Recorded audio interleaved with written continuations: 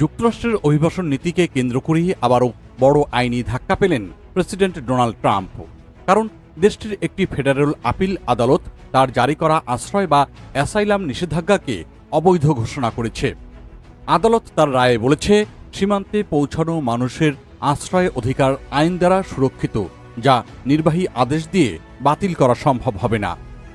আদালতের দেওয়া এই রায়ে US court of appeals for the district of Colombia সার্কিটের ৩ বিচারকের বেঞ্চ স্পষ্টভাবে জানিয়েছে যে যুক্তরাষ্ট্রের অভিবাসন আইন অনুযায়ী প্রত্যেক যোগ্য ব্যক্তি সীমান্তে এসে আশ্রয়ের আবেদন করতে পারবেন।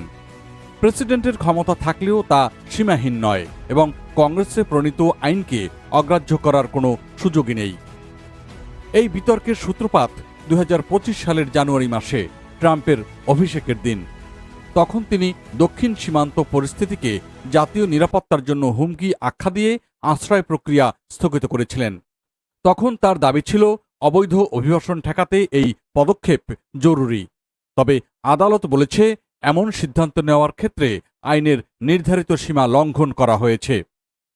রায়ের মূল অংশে বিচারপতি যে মিশেল চাইল্ডস উল্লেখ করেছেন, আইনের ভাষা, কাঠামো এবং ইতিহাস বিশ্লেষণ করে আমরা দেখেছি প্রেসিডেন্টের ক্ষমতা থাকলেও তা আশ্রয় প্রার্থীদের অধিকার বাতিল করার মতো বিস্তৃত নয়।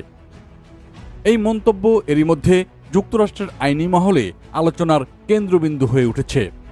এদিকে হোয়াইট হাউস এই রায়ের তীব্র সমালোচনা করেছে। প্রেস সেক্রেটারি ক্যারোলিন লিভিট বলেছেন, এই ধরনের রায় রাজনৈতিকভাবে প্রভাবিত।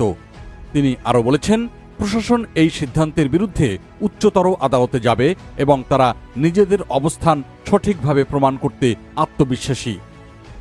মানবাধিকার সংগঠনগুলো অবশ্য কথা বলছে ভিন্ন সুরে। আমেরিকান সিভিল লিবার্টিজ ইউনিয়নের আইনজীবী লি গিলার্ড বলেছেন, এই রায়ে হাজারো মানুষের জন্য আশার বার্তা, যারা তা থেকে পালিয়ে যুক্তরাষ্ট্রে নিরাপদ আশ্রয় খুঁজছেন। তার মতে আইনের শাসনই এখানে জয়ী হয়েছে। বিশ্লেষকরা বলছেন, এই রায় ট্রাম্প প্রশাসনের অন্যতম গুরুত্বপূর্ণ অভিবাসন নীতিকে বড় চ্যালেঞ্জের মুখে ফেলেছে। আমেরিকান ইমিগ্রেশন কাউন্সিলের মতে, যুক্তরাষ্ট্রে আশ্রয় চাওয়ার অধিকার দীর্ঘদিন ধরে আইনি সুরক্ষার মধ্যে রয়েছে, যা সহজে পরিবর্তনযোগ্য নয়। তবে আইনি লড়াই এখানেই শেষ নয়। প্রশাসন চাইলে পুরো আপিল আদালতে পুনর্বিবেচনার আবেদন করতে পারেন বা সরাসরি ইউএস সুপ্রিম কোর্টেও যেতে পারে। ফলে এই ইস্যু আরও দীর্ঘ সময় ধরে আলোচনায় থাকার সম্ভাবনা রয়েছে। অন্যদিকে এই রায়ের প্রভাব শুধু যুক্তরাষ্ট্রে সীমাবদ্ধ নয়। মেক্সিকো সীমান্তে আটকে থাকা হাজারো অভিবাসীর জীবনেও এর প্রতিফলন দেখা যাচ্ছে। হাইতি, ভেনেজুয়েলা ও কিউবা থেকে আসা অনেক মানুষ অনিশ্চয়তার মধ্যে দিন কাটাচ্ছেন। স্থানীয় মানবাধিকার কর্মীরা বলছেন, এই সিদ্ধান্ত তাদের জন্য আশার আলো হলেও বাস্তব পরিবর্তন দেখাতে অনেক সময় লাগবে। আন্তর্জাতিক গণমাধ্যম যেমন the new York Times, CBS news এবং অ্যাসোসিয়েটেড প্রেসের বিশ্লেষণেও বলা হয়েছে, এই রায় যুক্তরাষ্ট্রের অভিবাসন নীতিতে একটি বড় মোড় ঘুরিয়ে দিতে পারে। একই সঙ্গে এটি প্রেসিডেন্টের ক্ষমতার সীমা নির্ধারণে গুরুত্বপূর্ণ দৃষ্টান্ত হিসেবেও বিবেচিত হচ্ছে। সব মিলিয়ে এই ঘটনা শুধু একটি নীতির প্রশ্ন নয়, এটি মানবাধিকার, আইনের শাসন এবং রাষ্ট্রীয় ক্ষমতার ভারসাম্যের একটি বড় পরীক্ষা। এখন সবার নজর যুক্তরাষ্ট্রের সর্বোচ্চ আদালতের দিকে।